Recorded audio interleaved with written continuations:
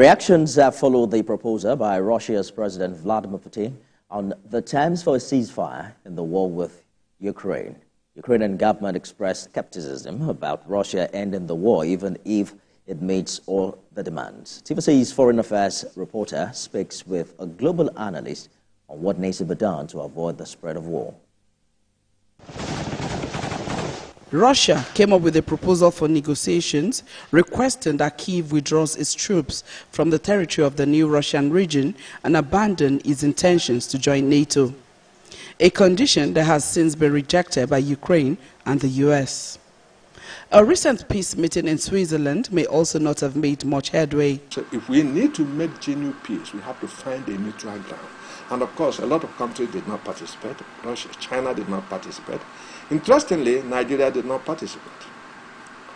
I thought that was wise on the Nigerian side, because attending what is called a peace meeting without adversaries sitting is just a waste of time, like the Russians described it.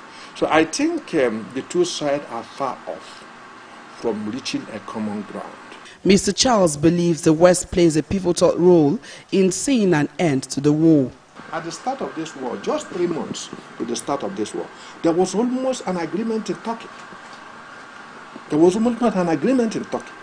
In fact, a draft agreement had been prepared, in which Ukraine decided to give up her ambition to join NATO and to implement what they call the Minsk Accord that ended the war in 2014.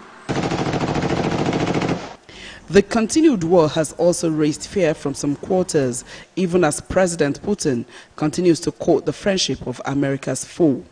I'm just thinking like what somebody said that this global affairs analyst says Russia is ready to defend itself with nuclear weapons if it feels threatened enough, a development that requires more concerted effort not only from the UN but other countries like Africa.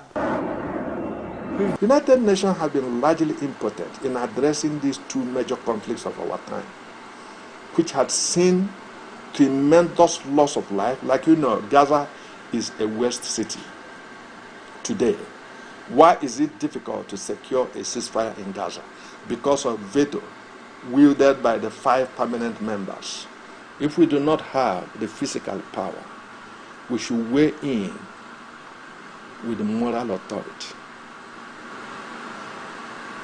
Africa is the only part of the world without nuclear weapon. We must not allow those who has it to take us down along with them.